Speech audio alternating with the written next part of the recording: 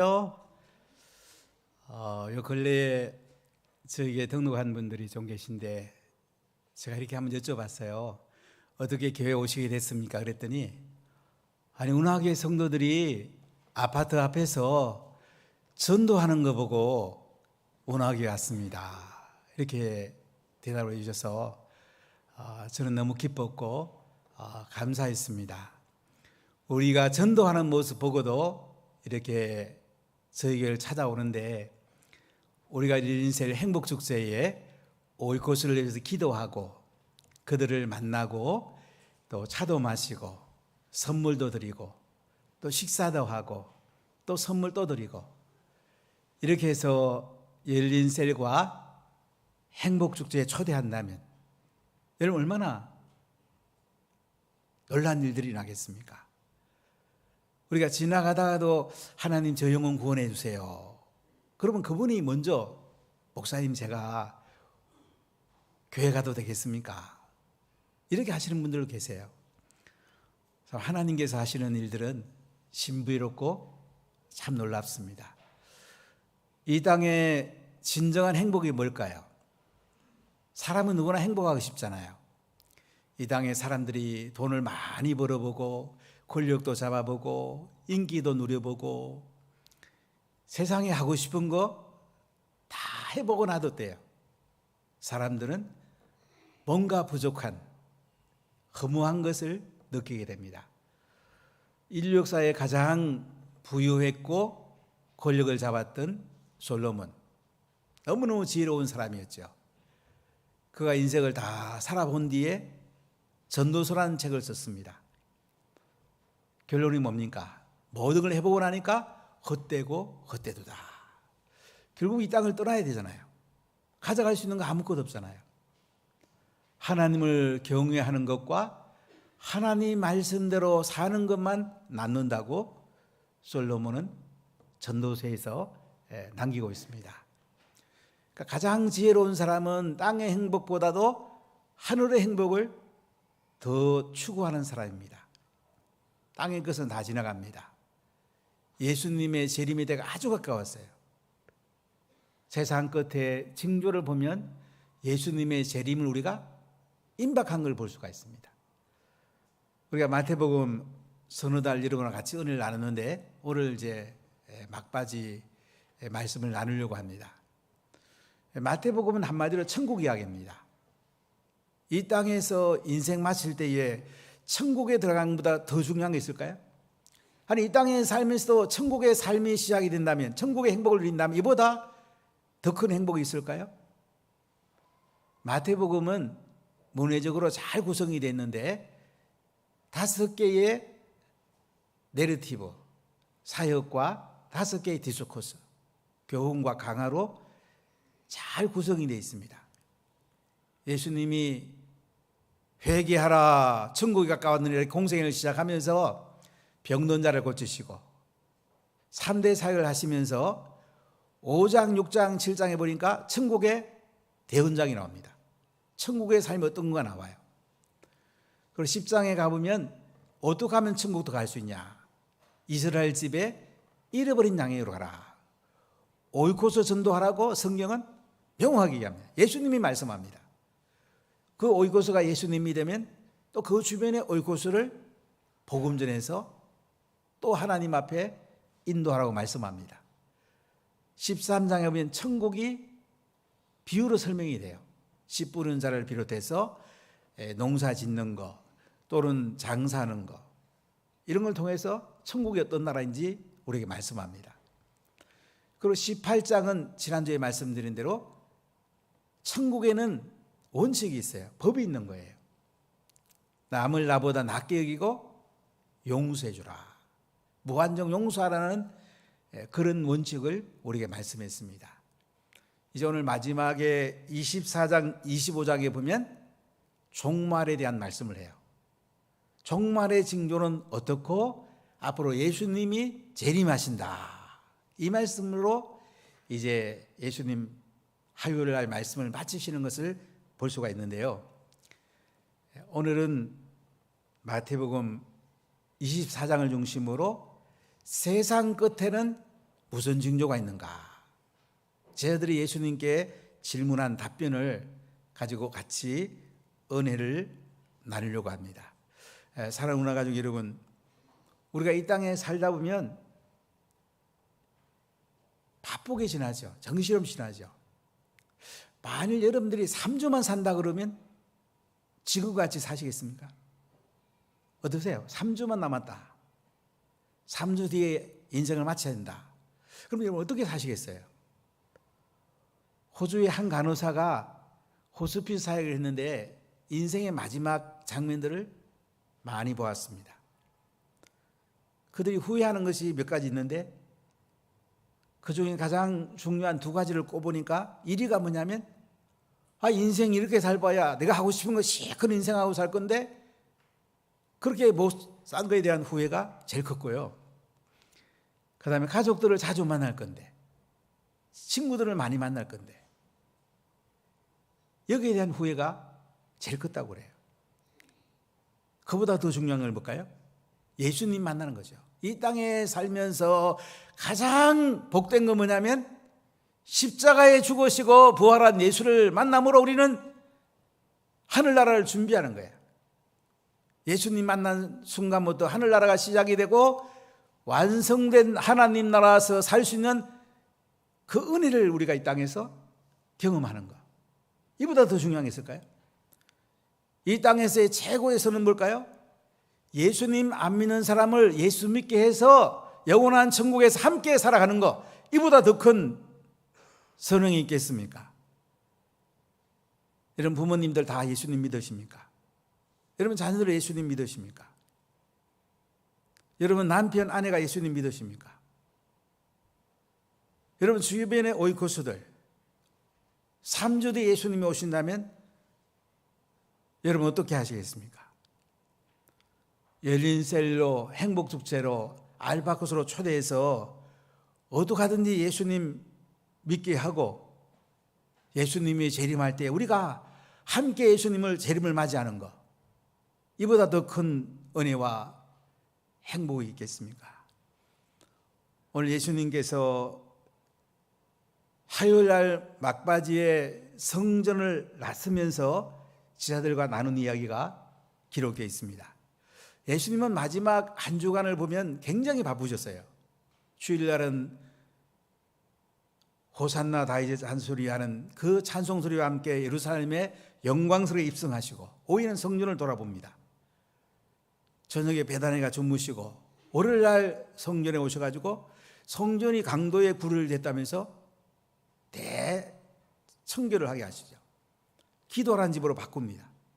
또 베다니가 주무시고 화요일날 들어오시다 보니까 무화과나무 잎사귀 맺고 열매가 없는 거예요.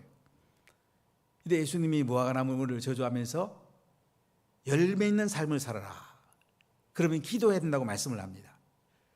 마지막 일주일에 예수님이 가장 강조한 것이 말씀과 기도와 복음 전파예요. 이게 제일 중요하다는 얘기죠. 그리고 화요일은 온종일 성전에서 바리새인과 사두개인들 제사장들을 화 있다 그러면서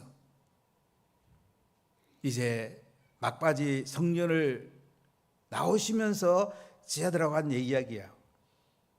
23장 마지막 부분에 보면 이제 예루살렘아 예루살렘아 예수님이 막 우셔요. 예루살렘 성전이 무너질 걸 보시고 우십니다. 23장 38절에 보라 너희 집이 황폐하여 버려진 바 되리라. 예루살렘 성전이 다 이제 무너질 것을 말씀을 합니다. 그리고 24장 1절에 보면 예수님이 성전에서 나와서 가실 때에 제자들과 성전 건물을 가리켜 보이려고 나오니 이제 성전을 나오십니다. 기드론 신을 통해서 감람산으로 올라가십니다. 이때 예수님께서 너희가 이 모든 것을 보지 못하느냐. 2절에 보면 내가 진실로 너희에게 이르노니 돌 하나도 돌 위에 남지 않고 다 무너뜨려지리라.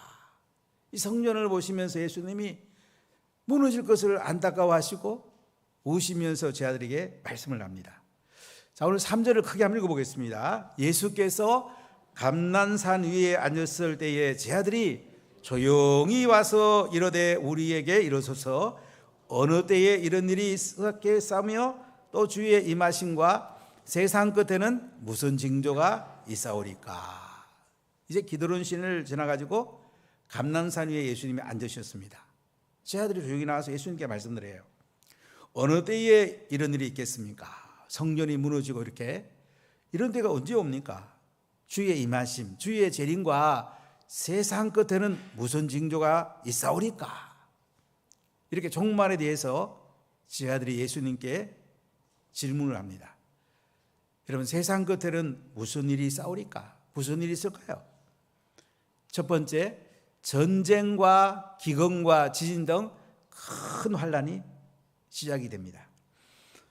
여러분, 6절 말씀을 같이 읽어보겠습니다. 난리와 난리 소문을 듣겠으나 너희는 삼가 두려워하지 말라.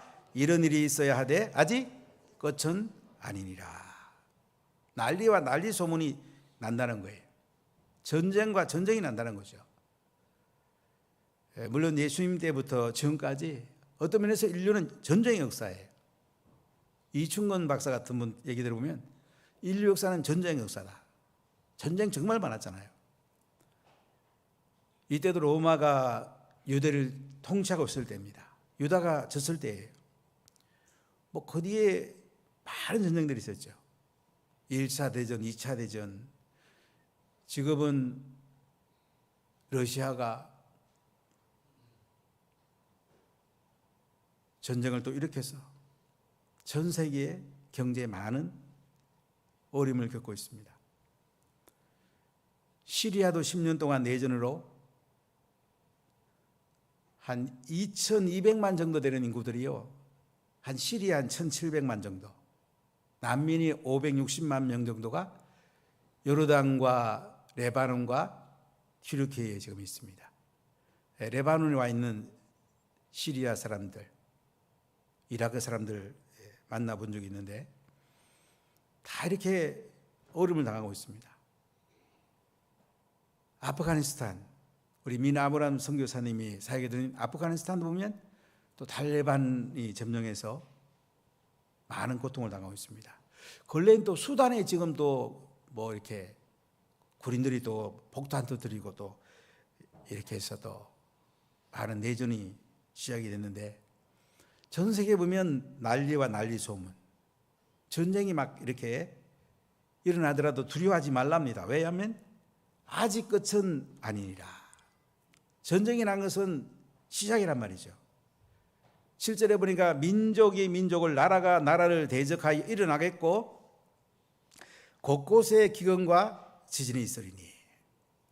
난리와 난리, 전쟁과 전쟁, 그리고 두 번째 기근이 있단 말이죠. 기근. 우리가 지금 잘 먹고 산다는 건 대단한 겁니다. 우리나라 국민소득이 지금 한 32,000불 되는데 북한에는 1,400불이에요. 1,000불 안 되는 나라가 많습니다. 지난번에 우간다 선교사님 왔을 때 물어봐, 거기도 한 1,000불이 안 돼요. 전 세계 아프리카에 500불, 1,000불 이런 나라가 굉장히 많습니다. 우리나라 60대, 70대 같은 나라가 많아요. 우리가 이만큼 잘 사는 건 대단한 거죠. 전 세계 많은 사람들이 굶주리고 있습니다. 1990년대 북한 땅에는 한 300만 명이 굶어 죽었습니다. 몇 년 전에 저희 교회 오셨던 그 지성호 의원, 그때는 국회의원 아니었는데 그분 해령 사람이에요. 제가 차 나누면서 자세히 물어봤어요. 90년대 어떤 일이 있었습니까? 자기 동네에서 많은 사람이 굶어 죽었다는 거예요. 특히 노약자들, 할머니들, 이런 분들은 밖에도 나오지 못하고 많이 굶어 죽었다는 거예요. 자기도 굶주리지 않으려고 석탄 훔쳐 팔다가 다리가 끊어진 거예요. 기근, 전 세계에 많은 고통을 주고 있습니다. 그러니까 지진이 있으리니, 많은 지진이 있죠. 근래에 튀르키예와 시리아에 5만 명 이상이 죽었습니다. 이 지각판끼리 부딪히면서 지진이 계속 일어납니다. 앞으로 백두산이 분화될 가능성이 많고 일본 열도도 굉장히 위험한 상태라는 얘기가 있습니다. 지진이 계속 일어나는 거예요. 이렇게 재난의 시작이 전쟁과 기근과 지진이라고 말을 해요. 그래 8절에 보면 이 모든 것은 재난의 시작이니라. 세상 끝의 시작, 아직 끝이 아니라고 그랬는데 전쟁이 오고 지진이 오고 기근이 온다. 산모로만 산통이에요. 산통. 산통이 주기적으로 계속 이렇게 반복이 되잖아요. 이렇게 새로운 하나님 나라를 위해서 세상이 진통을 겪고 있는 것을 볼 수가 있습니다. 인간의 편에 보면 너무 고통스러운 건데 하나님 편에 보면 새하늘과 새 땅을 만들기 위해서 전쟁과 기근과 지진이라는 것을 볼 수가 있습니다. 이제 두 번째는 거짓 그리스도와 거짓 선지자들이 일어난다는 거예요. 4절 5절을 읽어볼까요? 예수께서 대답하여 이르시되 너희가 사람의 미혹을 받지 않도록 주의하라. 많은 사람이 내 이름으로 와서 이르되 나는 그리스도라 하여 많은 사람을 미혹하리라. 자신이 그리스도라고 하면서 많은 사람을 미혹한다 이거죠. 지금 우리나라에도 이런 사람들이 많았죠. 문선명, 박태선, 근래에는 또 JMS라고 뭐 이상한 거 정명성인가 다도 또 보니까 또 이런 유의 사람. 요새는 또 한농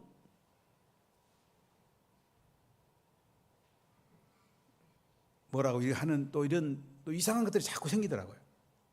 한농 복구회 뭐 이래갖고 사람들이 자기 재산을 팔아가지고 같이 살자고 해놓고는 그냥 학교도 세우고 하면서 자꾸 딴 거 가르치는 거야. 자기를 교주로 삼고. 이 거짓 그리스도야.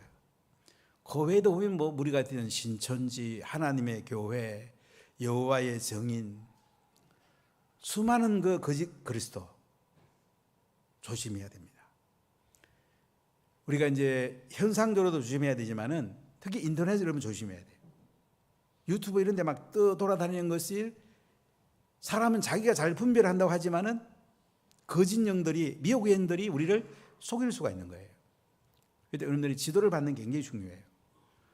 어떤 분야의 전문가들의 여러분들의 지도를 받잖아요. 여러분들이 영적인 것은 교회의 지도자들의 지도받는 것이 굉장히 중요해요. 자, 여러분 오늘 성경 가운데 23절부터 우리가 몇 절 읽어보겠습니다. 그때에 사람이 너에게 말하되 보라 그리스도가 여기 있다 혹은 저기 있다 해도 믿지 말라. 거짓 그리스도들과 거짓 선지자들이 일어나 큰 표적과 기사를 보여할 수만 있다면 택한 자들을 미혹하리라. 거짓 그리스도와 거짓 선지자들이 표적과 기사를 행할 수 있습니다. 아니 무당들도 알아맞추는데 이런 미혹의 영, 사단도 병 고칠 수 있어요. 여러 가지 기적을 행할 수 있어요. 기적 따라가면 안 됩니다. 우리는 복음 따라가야 됩니다. 예수님 따라가야 됩니다. 아멘. 예수님을 따라가야죠. 말씀을 따라가야 되죠.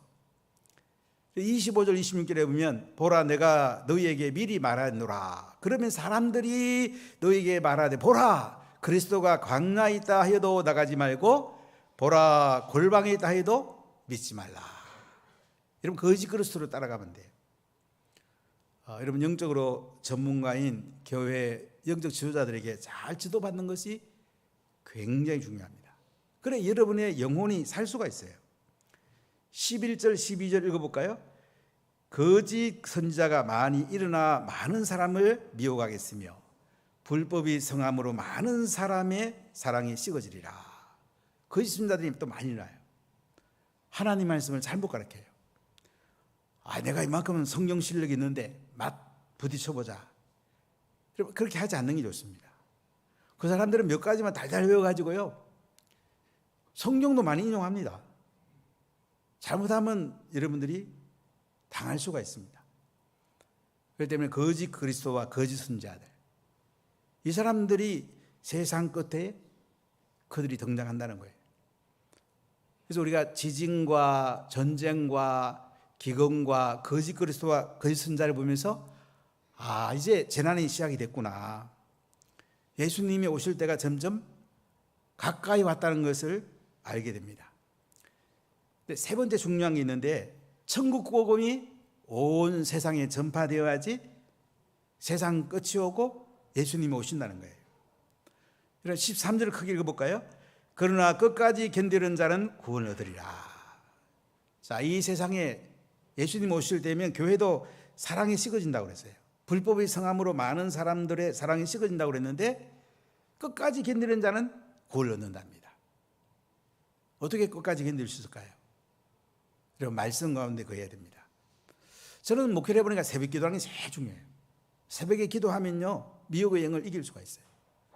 새벽에 기도하고 성령 충만 받고 하루에 성경 3장 읽고 공예배에 참석하고 한 영혼 한 영혼 구원하고 한 영혼 한 영혼을 제자 삼다 보면요, 천국 복음 전하고 제자 삼다 보면 우리가 미혹을 이길 수가 있어요. 끝까지 견디는 자는 구원을 얻는데요, 14절을 크게 읽어보겠습니다. 이 천국 복음이 모든 민족에게 증언되기 위하여 온 세상에 전파되리니 그제야 끝이 오리라. 천국 복음이 모든 민족에 증언되기 위하여. 이 모든 민족이란 말은 종족을 말합니다. 랄프 윈터에 하면 전 세계에 2만 4천 종족이 있다고 합니다. 인도 같으면 3천 종족, 중국 같으면 1,000 종족. 우리는 단일 민족인데요, 전 세계에 많은 종족이 있습니다. 바라나시 가서 지난번에 올렸던 아믹 같은 경우에는 보조뿌리 종족인데요, 이 사람들은 비하르주하고 바라나시, 유피지 한 3천만 명 삽니다. 그다음 그 중에 또 영국 사람이 미얀마로 노동자가 들어가서 미얀마에도 또 많은 사람이 살아요. 전 세계 한 1억 명이 산답니다.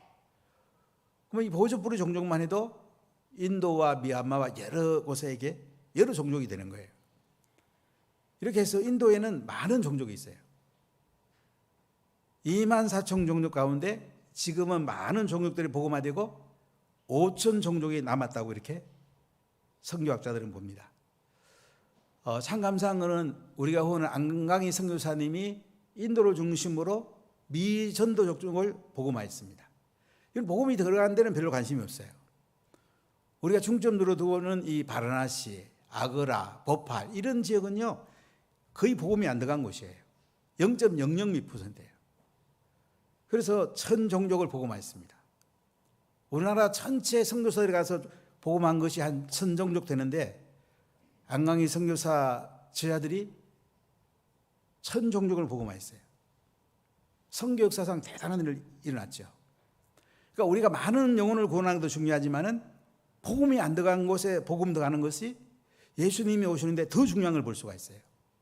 온 세상에 전파되리니 그제야 끝이 오리라 그래요. 그제야 끝이 오리라. 종족 가운데 마지막 종족이 유대인들이에요. 놀라운 유대인들이 이제 돌아오기 시작했습니다. 자, 2017년 예루살렘에 3개월 있으면서 어느 날 제가 서점에 갔더니 이스라엘 성서공회 총무가 와 있었어요. 제가 궁금해 물어봤어요.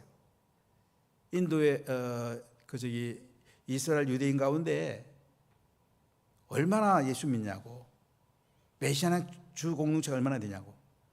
20명 이상 모이는 공동체가 300개, 한 3만 명 정도가 예수 믿습니다. 저는 굉장히 놀랐어요. 튀르키예 같은 나라는 6천만 인구에 예수 믿는 사람이 10,000명이 안 되거든요. 근데 유대인들 가운데 3만 명이 예수님에 돌아왔다. 이 대단한 겁니다. 이게 무슨 뜻이죠? 예수님의 재림이 가까이 왔다. 세상 끝이 가까이 왔다는 얘기죠.